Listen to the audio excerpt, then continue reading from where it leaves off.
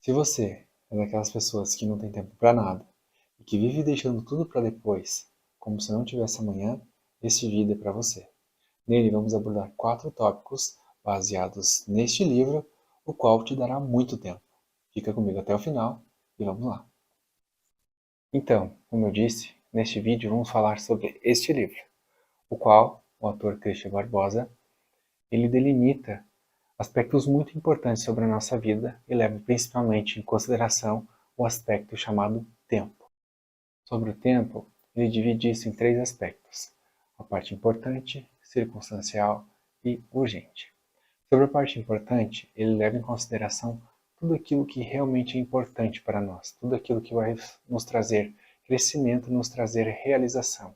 Ou seja, são atividades que são importantes para o nosso crescimento e para a nossa felicidade e gestão do tempo.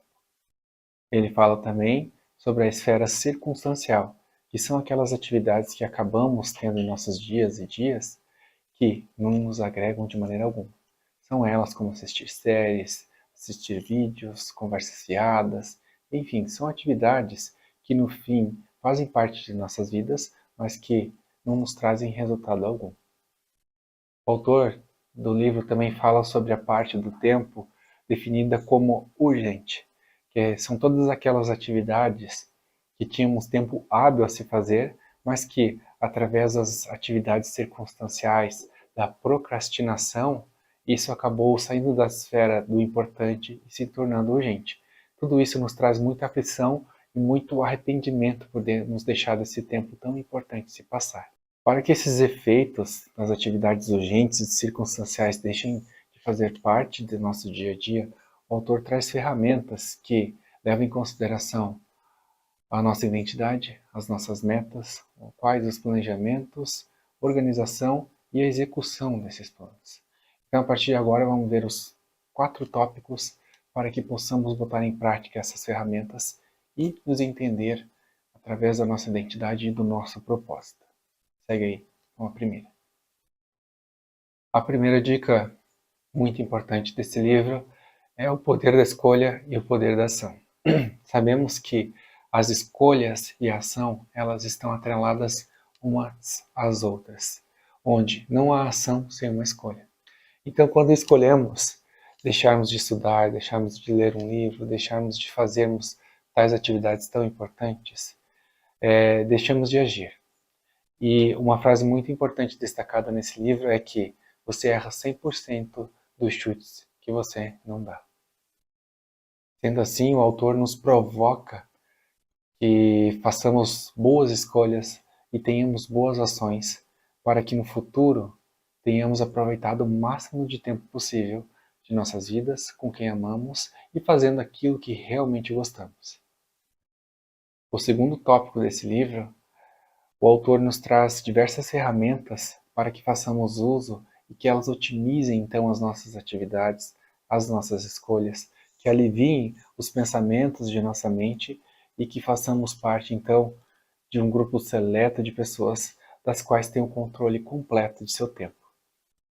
E para aprimorarmos então essa gestão de nosso tempo, o autor faz a recomendação de uso de ferramentas, de apetrechos que nos facilitam então o poder de escolha e a otimização do nosso tempo, tais como o papel e a caneta, onde podemos setar e organizar cada uma das atividades do nosso dia a dia, o planner do celular, aplicativos, a agenda do Google, a agenda do Outlook, quadro branco, post-its, enfim, são inúmeras ferramentas das quais podemos fazer uso e, por fim, esvaziarmos a nossa mente, do qual temos que ficar repensando todas as atividades das quais já concluímos e das quais temos que fazer, sendo que podemos deixar tudo anotado, sendo isso uma maneira de otimizar e ganharmos mais tempo e, por fim, então, temos um melhor planejamento, melhor otimização de nosso tempo a cada dia.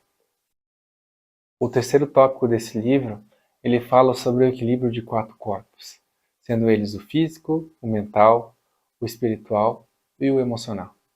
Sabemos que, gerindo melhor o nosso tempo, temos mais tempo para fazermos aquilo que realmente gostamos. Com mais tempo para aquilo que realmente gostamos de fazer, temos tempo para atividades físicas, as quais nos trazem um sentimento de realização, o qual favorece melhores sentimentos ao nosso corpo sentimental e, consequentemente, mental, o qual, com mais tempo, podemos colocar as nossas ideias no lugar e, assim, termos mais tempo para a nossa espiritualidade, para a nossa conexão com o nosso eu maior. E a junção desses 4 corpos, ela deve ser avaliada com um item descrito no livro sobre a procura de nosso propósito, que eu vou deixar no card na descrição desse vídeo aqui. E o último tópico, mas não menos importante, é falar sobre 3 atitudes nas quais devemos ter para melhorar a nossa gestão de tempo. A primeira é dizer não.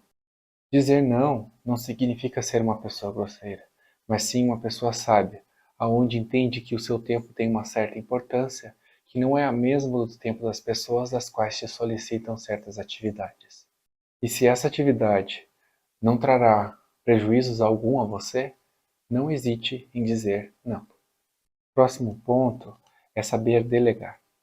Nos dias de hoje, onde temos inúmeras tarefas a ser realizadas e infelizmente não temos tempo hábil para realizá-las, devemos saber delegar. Nem tudo precisa ser realizado por nós. Então, se temos o poder de poder delegar, devemos fazer isso, para que tenhamos mais tempo para efetivamente concluirmos as atividades que estão na nossa esfera da importância.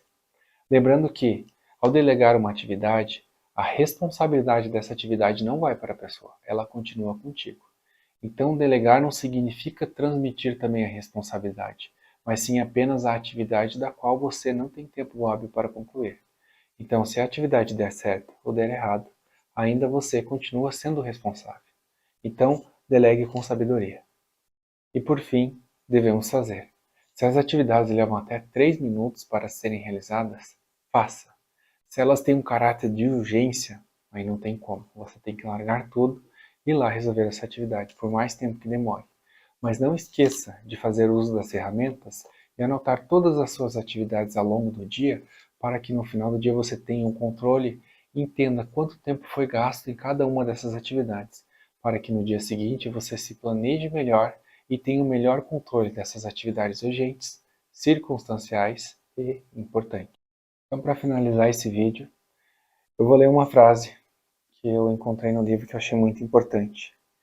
Que, acima de tudo, nunca se esqueça das pessoas importantes de sua vida.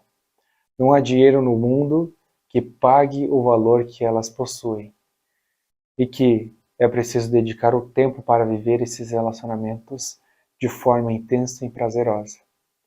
Pode ser essa, então, a diferença entre uma vida fracassada e uma outra bem-sucedida. Então esse livro traz uma reflexão sobre a real importância do tempo que nós temos. Sabemos que nossas vidas têm prazo para acabar e que devemos sempre pensar quanto tempo eu tenho para viver com as pessoas das quais eu amo, quanto tempo eu tenho para viver a minha vida.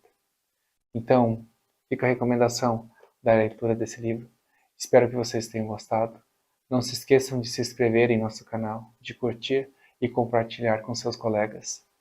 E também deixe comentários aí de sugestões de livros, de leitura e de reviews que vocês gostariam que nós fizéssemos também. Grande abraço e até a próxima.